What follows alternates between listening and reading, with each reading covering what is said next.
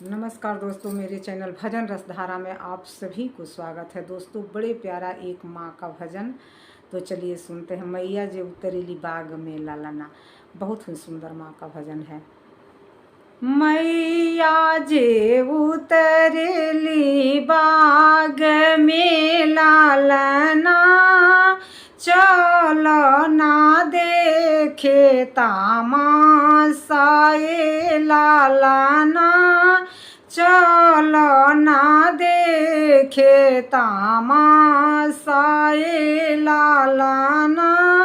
का वो ही मैया के देख ले लालना, देखत पाप हरई हैं ये लालना, देखत नैना जुड़ई हैं ये लालना, देखत नैना जुड़ई हैं ये लालना।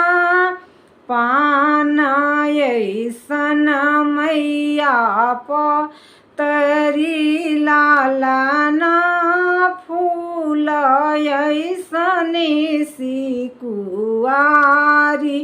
ए लालना, फूल ऐसन सिकुआरी ए लालना।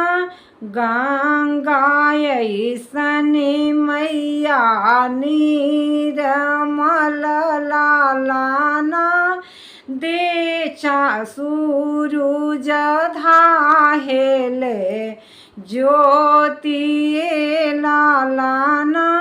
गंगा ऐसन मैया निर्मल लालना, सूरज धाहेले ज्योति लालना, सूरज धाहेले ज्योति लालना।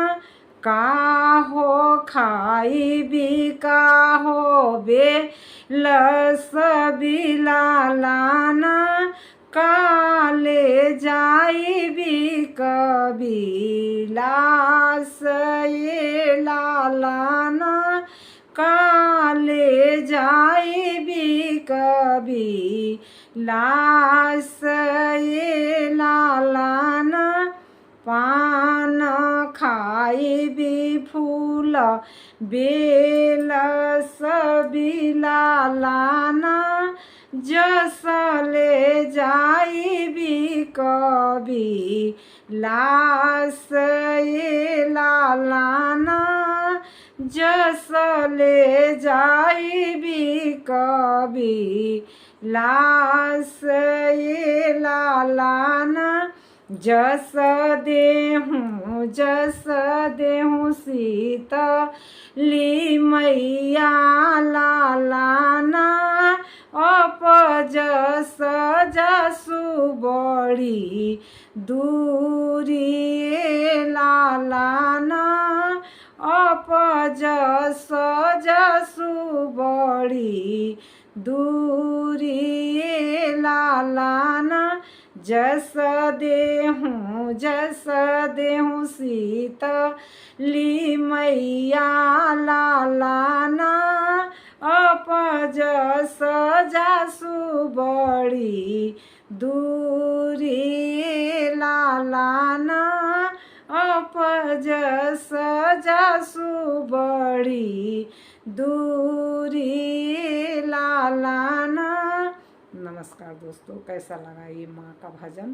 अष्टमी नवमी का जब हम लोग पूजन करते हैं, कहीं कहीं अपना अपना देश के प्रचलन के हिसाब से पूजा होता है। कहीं अष्टमी को पूजी जाती है, कभी कहीं नवमी का पूजी जाती है। हम लोग के यहाँ नवमी को माँ का पूजा होता है। 9 दिन का व्रत जो रहता है, 9 दिन व्रत रहता है, फिर नवमी के दिन नवमी पूजी जाती है।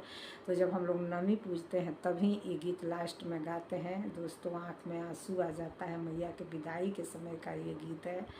तो ज़्यादा से ज़्यादा शेयर कीजिएगा, अपने घर में भी गाइएगा। अच्छा लगा हो तो कमेंट बॉक्स में एक बार जय माता जी ज़रूर लिखिएगा। फिर मिलते हैं कोई अच्छे से अच्छे माँ के भजन के साथ, तब तक के लिए नमस्कार।